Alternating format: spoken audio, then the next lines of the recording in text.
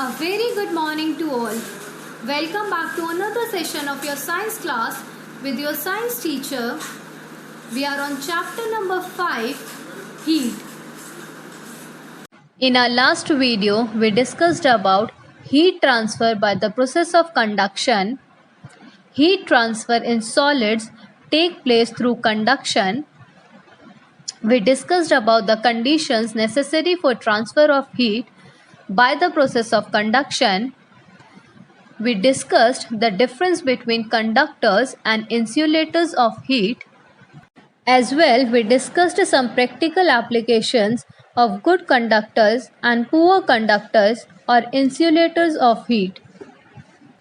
So, based on last video, there is a very simple question for you. Which one of the following is a poor conductor of heat? And your options are A. Aluminium, B. Air, C. Mercury, and D. Gold. Answer in comment section. Please write your answer in the comment box.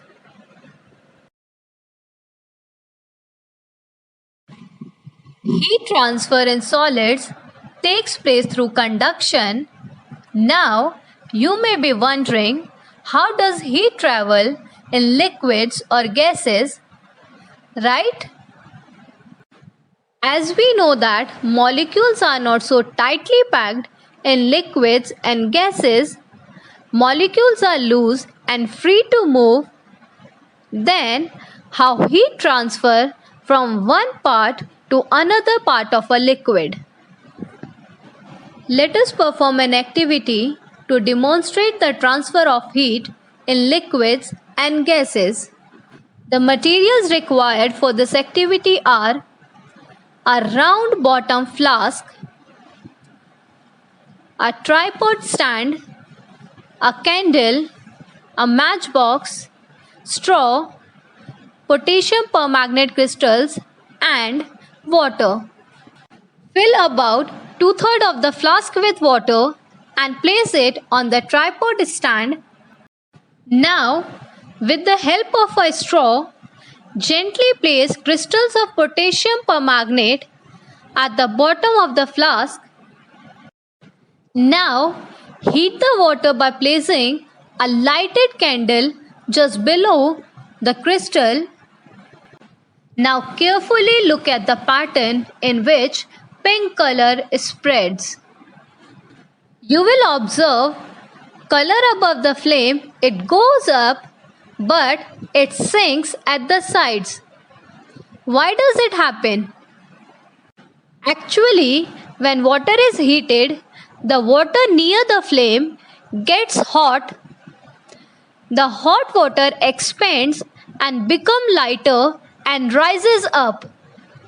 The cold water from the sides moves downwards towards the source of heat. This cold water then gets hot and rises up. This process continues until the whole water attains the same temperature. Hence, this activity demonstrates the transfer of heat in liquids. In liquids, the water molecules at the bottom are heated. They become lighter and rises up. The cooler and denser liquid from the top of the beaker moves down to take its place. This process continues till the entire liquid is heated to the same temperature. Hence, heat is carried by the molecules of the fluid from one place to another. Finally, I can say heat transfer in liquids takes place by the process of convection, by the actual movement of particles of a medium. Now, what about heat transfer in gases? Let's try to understand heat transfer in gases. Light an incense stick and then observe the smoke coming out of the incense stick. I know it's a bit hard to make the observation here, but try to observe it carefully.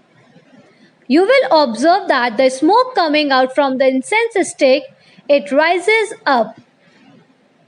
This is because the air near the burning tip gets hot and rises up. Cold air from the side move downwards and the process repeats. Here again there is an actual movement of particles of the medium.